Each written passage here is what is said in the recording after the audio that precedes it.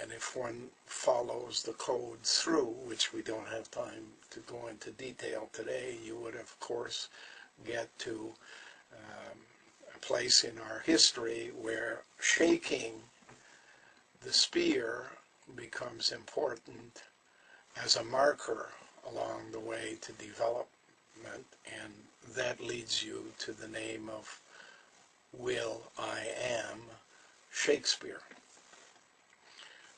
A book of codes that allows those in the know to access information about the past that is not discussed in normal universities around the world, but is discussed in specialized universities aimed at a clientele of clerics and monarchs and leaders of the world, and links in the way to the future called roads to the future with R-H-O-D-E-S as opposed to the roads we are shown. And that information gained about cooking and spears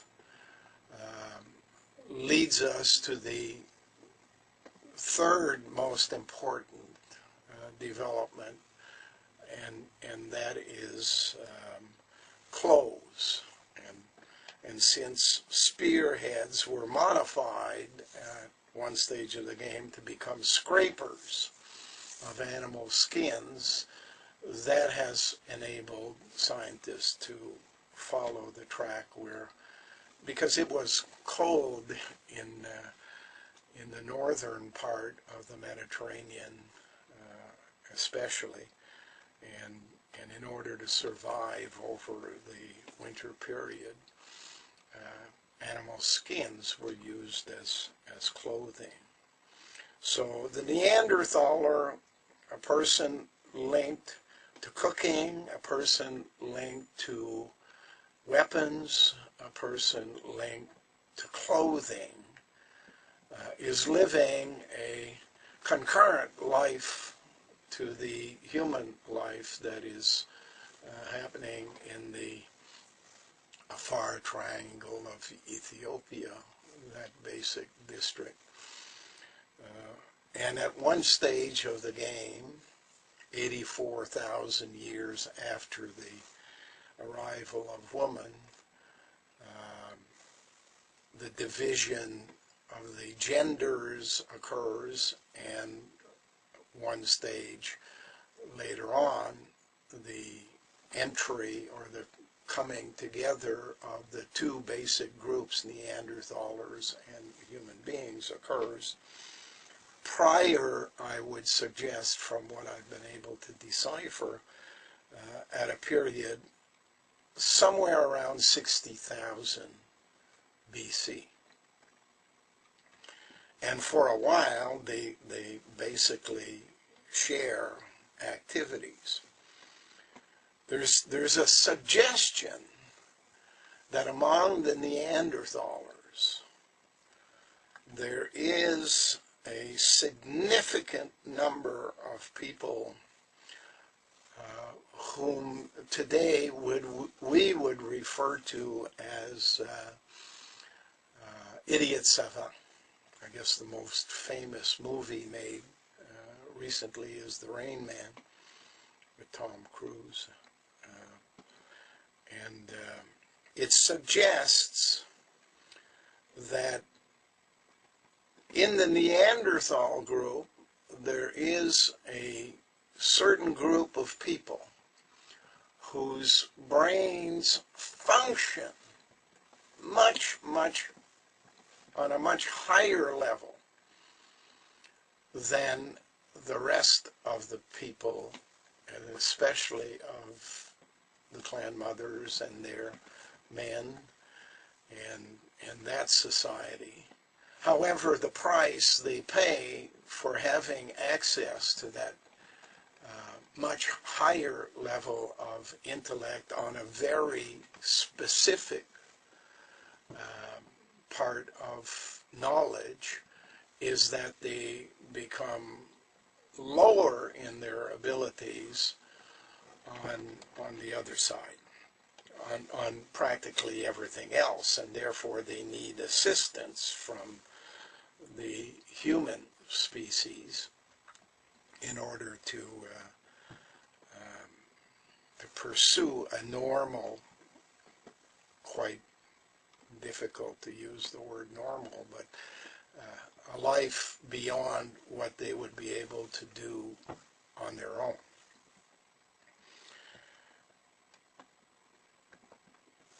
In a clan society, in order for you to understand how it was designed to function, it's a small group. I would suggest always less than a few hundred people, maybe even less than that. And once they expand beyond that, a group splits off and goes off and lives somewhere else. Probably 20 miles is the distance that anyone would travel in a diameter out from the middle at any time in their lives. But here we're talking about thousands and thousands and thousands of years. See, we live in a mindset that doesn't quite grasp what thousands of years are all about.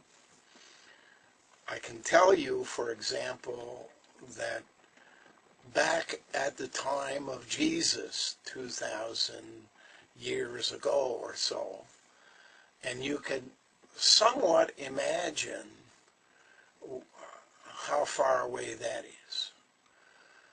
But if I said to you that Neanderthals and human beings kind of came together and shared space in 60,000 BC, that's 30 times that length of time that we're thinking of. And that's a hell of a long time, and difficult for most modern people to grasp. They understand, however, how we have progressed so dramatically in the last 350 years, going through the development of an industrial age into a technological age that we have today, and the difference between those two periods. And yet modern people can't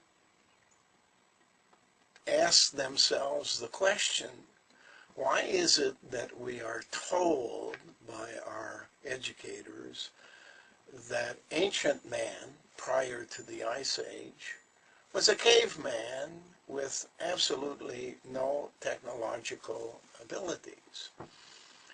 And yet we see things, if you get a chance to watch a very good series on television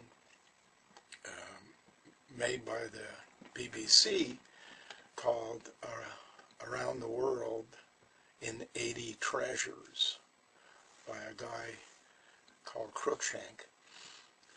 Kind of fits in with the name Ruse, Cruise, Cruikshank, Ruse. He describes some of the ancient treasures found on Earth, some less ancient, modern as a matter of fact, and he travels the world in each program visiting 8 or 10 of these different sites. And one has to believe that although we're told that these what appear to be pretty dumb cavemen residing in their caves as the only thing they could do was feed themselves, even if they needed help to do that. it doesn't make sense.